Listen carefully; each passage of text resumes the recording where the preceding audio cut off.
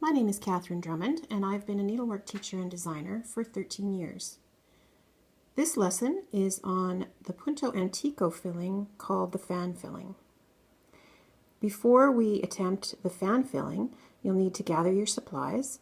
You'll need a piece of needlework that's already been stitched to the point where the filling needs to be done. So all of the background stitches, the overcast stitches, and any needle weaving of the fabric bars needs to be done before you begin. You will also need some number 12 pearl cotton in your chosen color. I've chosen DMC's B5200, which is their Snow White.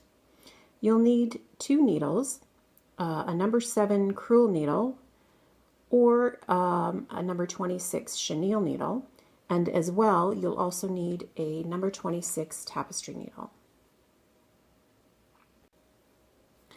In addition to the needles and the thread, you'll also need a pair of embroidery scissors and the written instructions from my website. You'll find them in the how-to section at www.gingerbreadgirl.ca. In the written instructions from the website, you'll find a diagram which shows the order of stitching for the foundation stitches on which we will build our fan filling. You'll need to cut a length of number 12 pearl cotton in your chosen color, and it should be at least a yard long. This seems like a lot of thread to use, but it's difficult to start a new thread in the middle of the filling stitch, so it's best to have a long thread. Secure this thread in the back of your work, and following the diagram, come up at number 1. On this piece, number 1 is going to be right here. So I'm going to come up from the back of the work, and I've threaded my number 7 crewel needle with the number 12 pearl cotton. And the reason that I'm using the crewel needle for this is that it is a sharp needle, and it's much easier to pierce the previous stitching and the fabric threads when you're using a sharp needle. Later we'll use a tapestry needle which has a dull point, and that will be better for the weaving. So following the diagram, we're going to go down at number 2.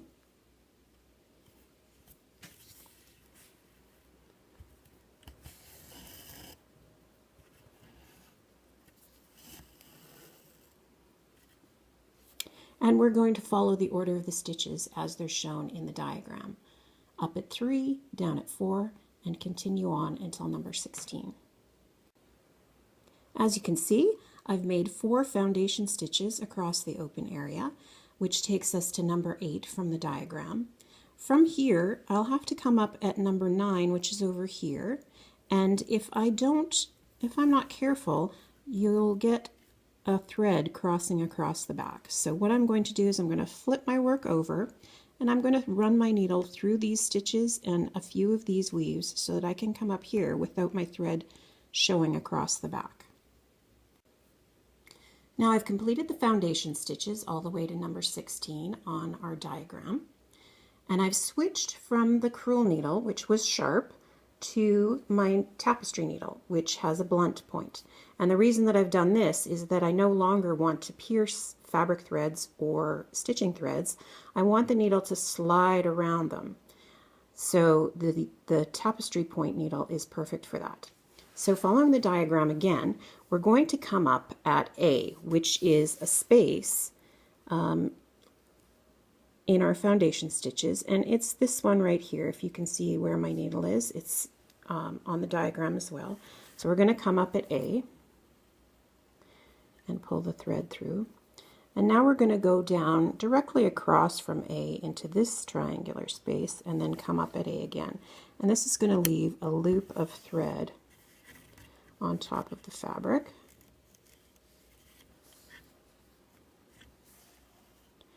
As you can see, and we're just going to run our needle through that loop to make a knot and try and center that knot. And I didn't mention this before in the video, but it is in the instructions. You want your work in an embroidery hoop when you're doing filling stitches. And when you put it in your embroidery hoop, you want to make sure that the work is as square as possible, because once you've done those filling stitches, it's really difficult or impossible to square your work again. So now that we've done that first knot, we're going to go down at B, which is right here, and then up straight across from that. And we're going to run our needle through that loop, making another knot. So this gives us 16 threads radiating out from the center of the work. And you kind of want to tighten that knot up just a little bit. So I'm going to go down at B again and come back up at A. Pardon me, down at B and back up at A. All right, so now we're ready to start our weaving. And we're going to weave over and under these foundation threads in a clockwise manner from A over to B. So we're going to go over, under,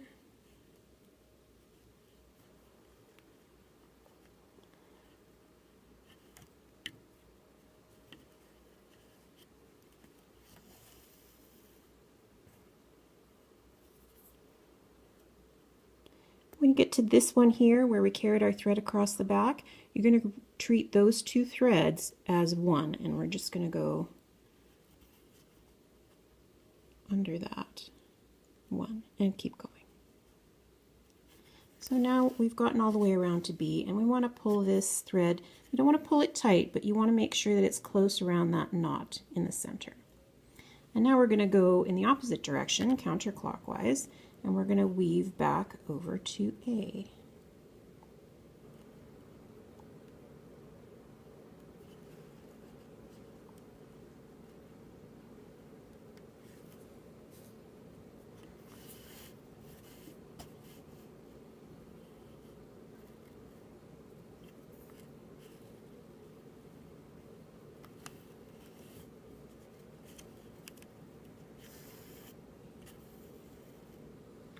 Again, you want your weave to be close to the other one. You don't really want to see those spaces there. So you can push it into place with your needle and give it a little bit of a tug. And we're going to continue to weave back and forth until the fan is as full as we like it to be. Now, as you can see, I have my fan partially woven. And you'll notice that the weaving looks a little bit nicer than it did at the beginning. So if you're judging your weaving a little too harshly on the first few rows of weaving, give it a few more rows to see if it starts to look a little better, because the first rows need the support of the following rows to really look like they're supposed to. Now you can see that I've completed the fan portion of my fan filling. That's about as full as I'd like it to be. And looking at it, I can see that I didn't have my knot perfectly centered. When I started, you can see that the filling is a little bit closer to this side than it is to this side. So you want to be careful of that, but for now I'm going to leave it like that. If you get to this point or even later in the filling and you decide that you really don't like the way that it's turned out, you can snip all of these supporting threads and the filling will just pull right out. And then you just want to tidy up the threads that are left. Most of them will pull out pretty easily. Now I'm going to plunge my thread to the back of the work, and I'm going to flip my work over so that I can get to the starting point for the next part of the filling. So this, as you can see, is the back of my work. What I want to do is I want to run my needle through the back of these weaves very carefully so that I get to the center knot. And this is a little more difficult to do when you're holding your work in a frame, as I am. But if you're holding it in your hand, which you probably will be, it'll be much easier to manipulate. Okay, so you can see that my thread is now been run through the wraps, the weaves, from this point to the center knot. And and I'm going to flip my work over again so that I'm working from the front. So now I'm working from the front again, and what I'm going to do is I'm going to come back up at A, as I did before, and I'm going to start weaving over and under these 4 remaining foundation stitches. So we'll just work back and forth. And always when you're weaving, you want to make sure that when you start the next row, you're going over a stitch that you came out from under, or vice versa. Otherwise, you'll just unweave what you had. So I'm going to continue to weave over and under these 4 foundation stitches, and I want to make sure again that my weaves are nice and close together.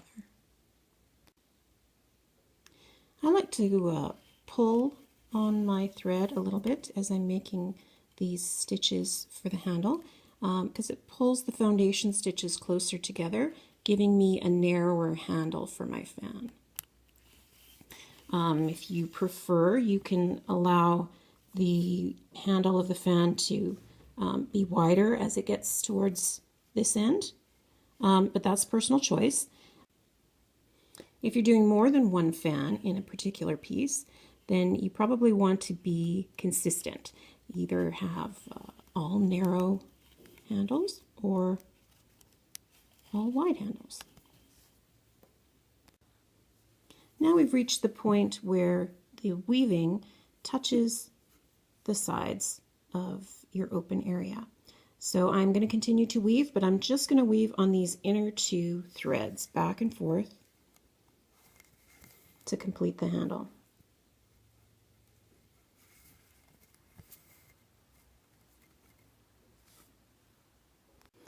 Now I've completed the handle of the fan filling, and the last step is going to be to plunge to the back of my work and then finish off my thread in the back of my stitches.